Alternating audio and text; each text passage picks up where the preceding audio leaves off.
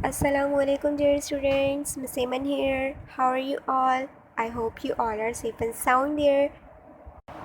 As we have completed our 2 chapters along with home assignment, I hope you have done all your home assignment. So now let's move towards the next chapter. So now students, we are going to start our 3rd chapter or unit number 11, soil, which is given on page number 96. soil मतलब मिट्टी। आप सब वाक़िफ़ हैं कि हमारी जो ज़मीन है, हमारी जो अर्द है, उस पर अलग अलग किस्म की मिट्टियाँ सॉइल पाई जाती है, जिसमें क्ले सॉइल, सैंडी सॉइल, लोम और ह्यूमस वगैरह शामिल हैं। तो ये हमारी कुछ डिफरेंट टाइप्स की सॉइल्स हैं जो हमारी ज़मीन पे पाई जाती हैं। सॉइल अगर ना होती, अगर ये मिट्टी ना होती, तो हमारे जो प्लांट्स हैं, जो हमारे पौधे हैं, वो भी ग्रो नहीं कर पाते। वो कहाँ ग्रो होते?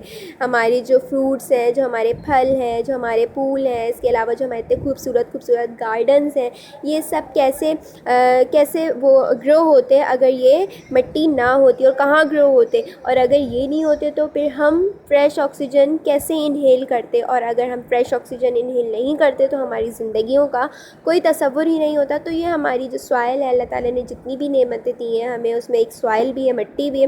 तो ये सब हमारे लिए बहुत ज़्यादा इम्पॉर्टेंट है और अल्लाह ताला की हर नेमत हमारे लिए बहुत ज़्यादा इम्पॉर्टेंट होती है और एक अहम किरदार अदा करती है। So now let's move towards page number 97, soil. What is soil? Soil is the outer layer of the crust of the earth. जो हमारी ज़मीन का जो हिस्सा है, उसकी जो ऊपरी सतह है, आउटर लेयर है, वो soil कहलाती है. It is a mixture of small pieces of rock. ये एक मिक्सचर है स्मॉल छोटे छोटे पीसेस, रॉक्स के पीसेस का, एयर का, मिनरल्स का, सॉल्ट्स का, वाटर का, ह्यूमस का और माइक्रोब्स का. अब हम वन बाय वन इनको रीड आउट करते हैं और समझने की कोशिश करते हैं. रॉक्स एंड स्टोन्स की बात करें तो rocks and stones hold the roots of plants firmly to the ground.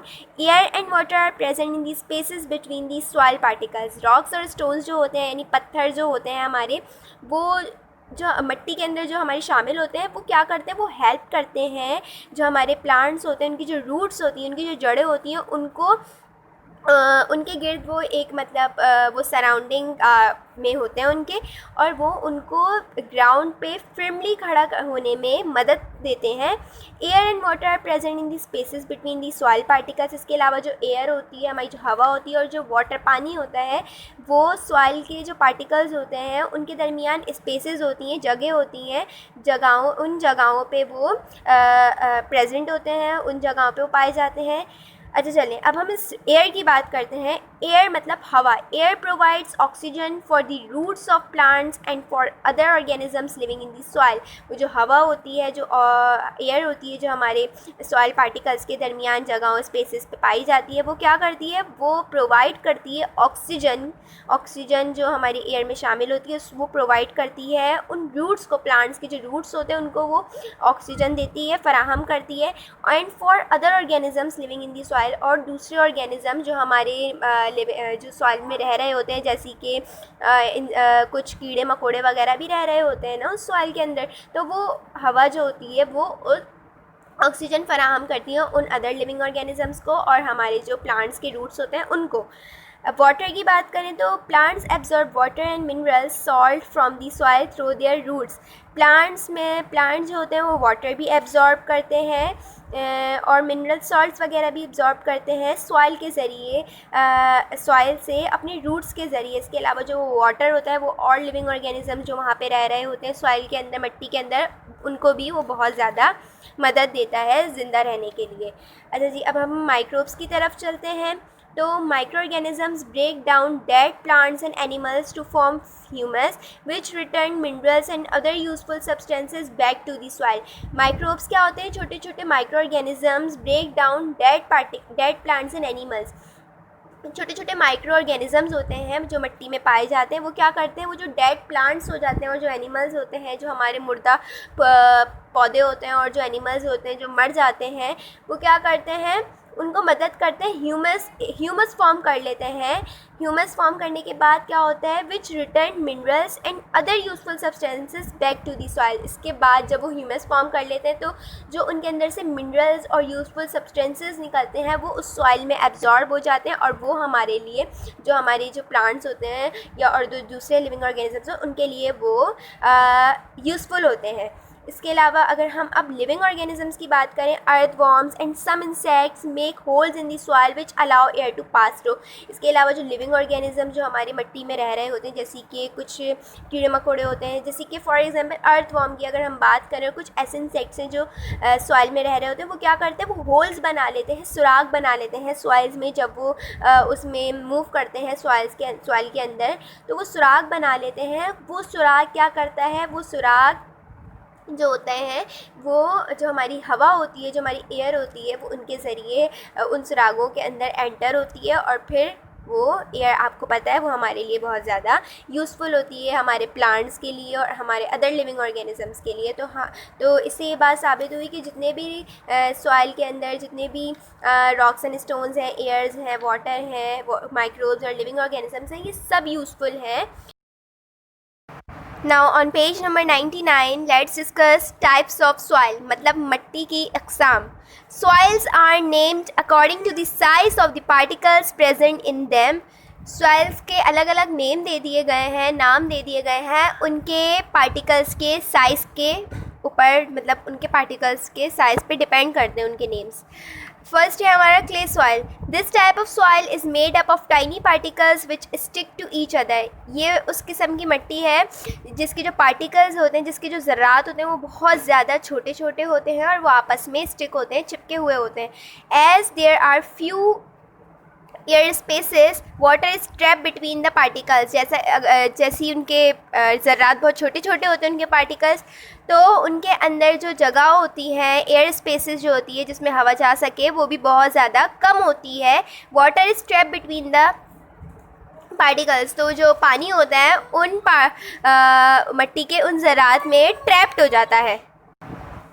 This type of soil is called heavy soil. इस किस्म की मिट्टी को हैवी सॉइल कहते हैं because it has a lot of water, क्योंकि इसके अंदर बहुत ज़्यादा वाटर जमा हो जाता है, and a very little air, और बहुत कम हवा इसमें जा सकती है। It has a large amount of minerals. इस मिट्टी में बहुत ज़्यादा अमाउंट में मिनरल्स पाए जाते हैं। Plants and animals can not live in such soil. पौधे और जानवर वगैरह इस सॉइल में नहीं रह सकते, क्योंकि इसमें स्पेसेस बहुत ज़्यादा कम होती हैं और इसमें हवा नहीं जा सकती, इसलिए वो लिव ही नहीं कर सकते, because they can not breathe in it, क्योंकि वो उसमें सांस ही नहीं ले सकते। Now sandy soil. This type of soil is made up of bigger particles which have large air spaces between them. ये उस किस्म की मिट्टी है जिसके जो ज़रात होते हैं, उनके जो पार्टिकल्स होते हैं, वो बहुत बड़े बड़े होते हैं, which have large air spaces. तो जाहिर सी बात है, जब इनके ज़रात बड़े बड़े होंगे तो इनके अंदर स्पेसेस भी, जगह भी ज़्यादा होगी और उसमें एयर आराम से जा सकती है, हवा आराम से जा सकती है।